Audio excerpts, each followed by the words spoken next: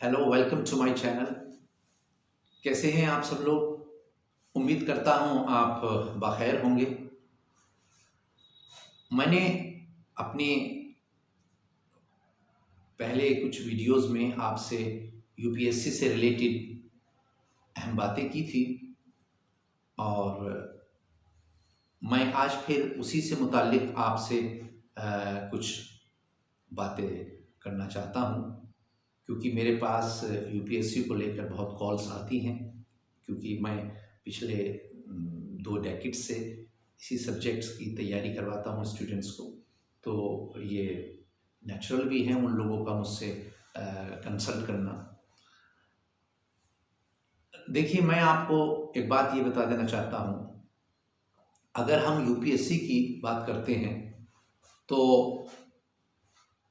आपने अपने तरीके से यूपीएससी को क्रैक करने के लिए जो आपने अपने प्लान बना रखे होंगे, मुझे उसका इल्म नहीं है, मुझे उसके बारे में पता नहीं है। लेकिन मैं आपसे सिर्फ़ और सिर्फ एक बात ये कह देना चाहता हूँ कि आप जो भी शेड्यूल आपका है उसको आप दोबारा से रिकंसीडर कीजिए। और उसमें मैंने पहले भी आपसे बताया था कि इसको लेकर एक कन्फ्यूजन बहुत ज़्यादा स्टूडेंट्स के दिमाग में ये है कि इसके लिए स्टडी 8 घंटे करनी पड़ेगी या 10 या 12 इस तरीके से। तो मैं इसका बिल्कुल कायल नहीं हूँ। मैं इसको बिल्कुल भी किसी भी स्टूडेंट को, किसी भी बच्चे को इसके बारे में नहीं बताता कि आप 10-12 घंटे स्टडी कीजिए। मैं सबसे यही कहता हूँ कि आप सुबह को उठिए और उसके लिए आप सिर्फ़ और सिर्फ 4 घंटे का एक अपना शेड्यूल बना लीजिए और कंटिन्यूअसली 4 घंटे पढ़िए, तो वो मोर देन सफिशिएंट है। लेकिन इसके अंदर एक बात बहुत इम्पॉर्टेंट ये है, मैं आपको बता दूँ कि चाहे हम प्रीलिम्स की बात करते हैं या हम मेन की बात करते हैं या इंटरव्यू की, देखिए सबसे ज़्यादा ज़रूरी ये है कि हम अपने पढ़ने का जो हमारा शेड्यूल है वो क्या है, किस तरीके से हमने उसको वर्कआउट किया हुआ है। क्योंकि इसको लेकर स्टूडेंट्स एक गलती ये करते हैं कि अलग अलग जगह से जो स्टफ़ है वो पिक करते हैं और उसको नोट नहीं करते, और आहिस्ता आहिस्ता वक्त ग्रेजुअली वक्त गुजरता रहता है और फिर वो वक्त इतना सारा हो जाता है कि आखिर में पता चलता है कि 2 साल गुजर गए या 3 साल गुजर गए। उसमें ये नेचुरल है कि उनके पेरेंट्स भी उस बात को लेकर बहुत ज़्यादा फ़िक्रमंद होते हैं और बच्चा भी फिर वो जब कैलकुलेशन करता है कि मैं 2016 से स्टडी कर रहा था या 15 से कर रहा था या 17 से कर रहा था, तो 3 या 4 साल ज़िंदगी के वैसे ही गुजर गए।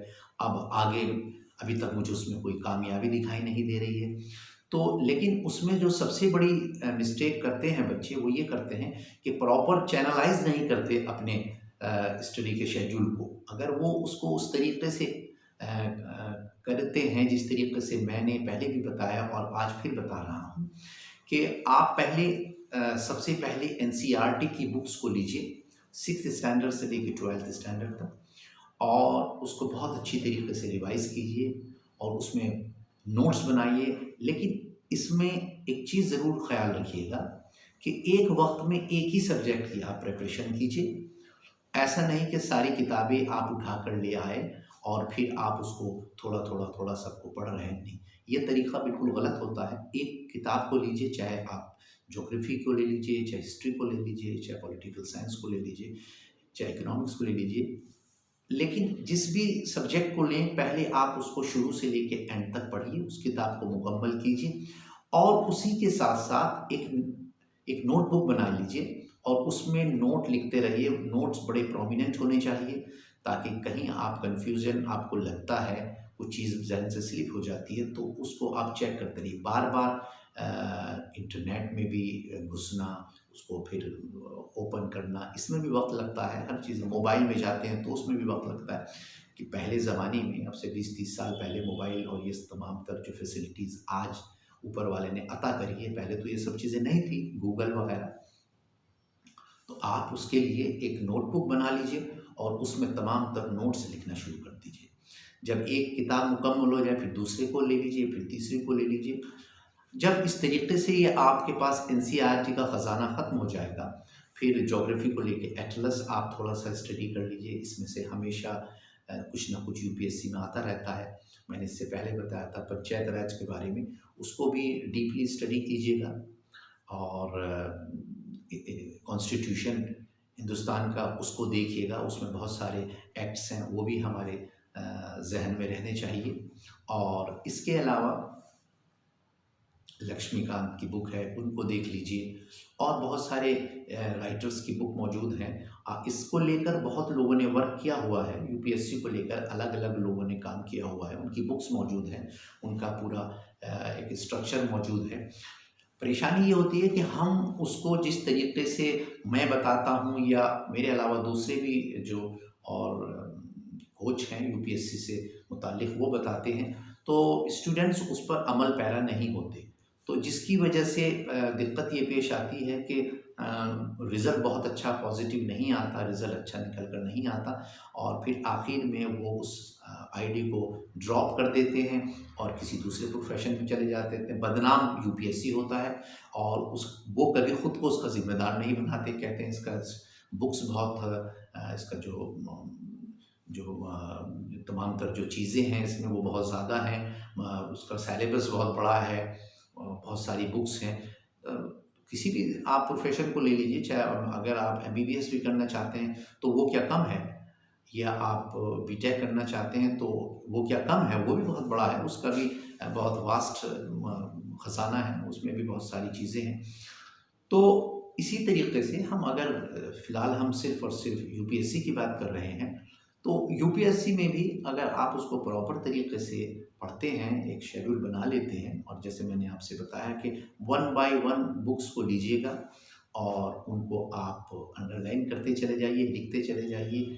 और इसके अलावा अगर आपके यहाँ आपके घर पर पेपर आता है तो वेल एंड गुड, और नहीं आता तो 2 पेपर आप कल से ही अपने शेड्यूल में शुमार कर लीजिए, उनको काउंट कर लीजिए। एक द हिंदू के नाम से एक पेपर आता है, और एक हिंदी में जो आपको पेपर पसंद भी, कोई सा भी पेपर पसंद हो सकता है, आदमी की अपनी चॉइस होती है, वो देख लीजिए। उसमें से जो बहुत सारी चीज़ें आती है, करंट अफेयर भी बहुत सारी उसमें चीज़ें मौजूद रहती है, उनको आप पढ़कर ये मत सोचिएगा कि ये मेरे दिमाग में बैठ गया, ये मेरे जहन में बैठ गया, ये अब मेरे से मतलब नहीं निकलेगा, मेरे जहन से स्लिप नहीं होगा।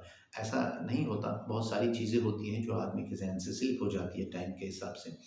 तो आप जो पेपर में भी पढ़ते हैं उनको भी आप तमाम तर चीज़ों को नोट कीजिए, और डेली की अपनी जो एक एक्टिविटीज़ हैं उन तमाम तर चीज़ों को नोट कीजिए।